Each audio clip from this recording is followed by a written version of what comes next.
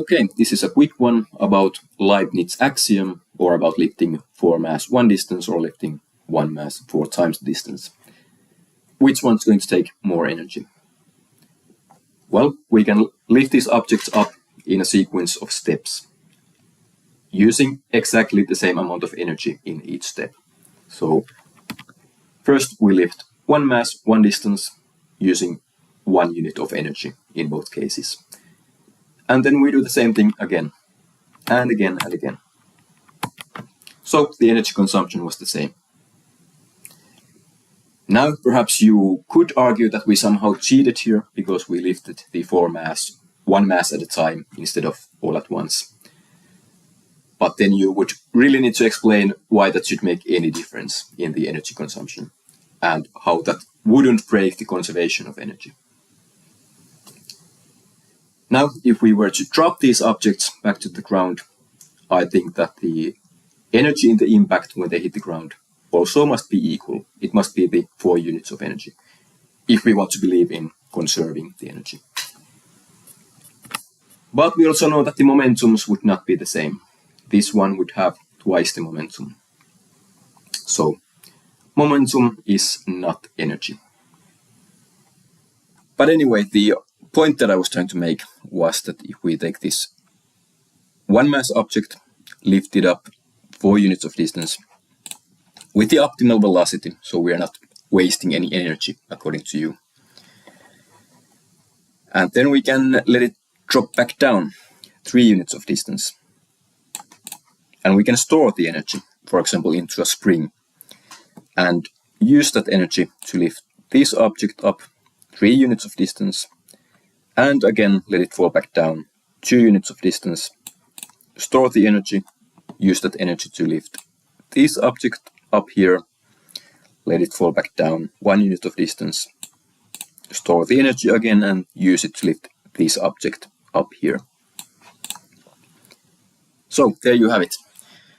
The initial amount of energy we needed to lift 1 mass 4 units of distance was actually enough to lift 4 mass 1 unit of distance, showing that momentum is not energy.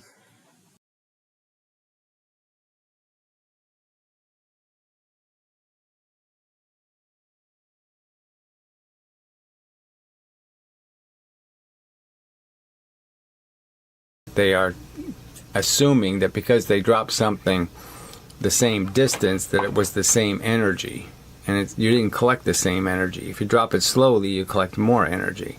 So if I drop a ball bearing down a staircase, I create 4 units of 9.8.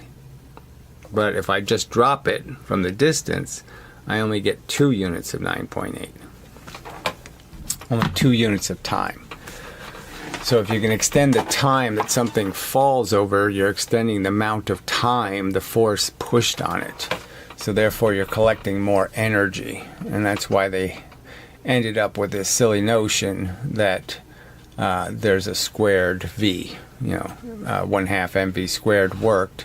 And it only worked because they didn't understand that when you drop something slowly in gravity, you're going to apply more gravitational energy to the object, and therefore you can collect more energy from the object's fall.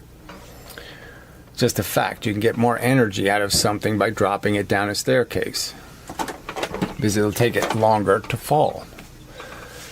All right. So somehow you'd be able to just take 2 units and create your perpetual motion. Now again, MGT works.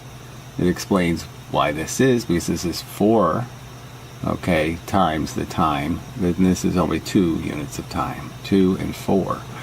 So it does explain why. Now the question is why doesn't this work? I mean, why can't we make perpetual energy machines? Just taking advantage of the fact that if you drop something in gravity slowly, it is more energy.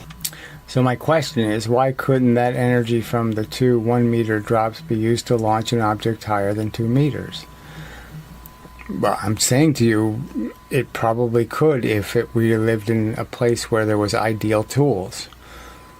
But it can't in this world.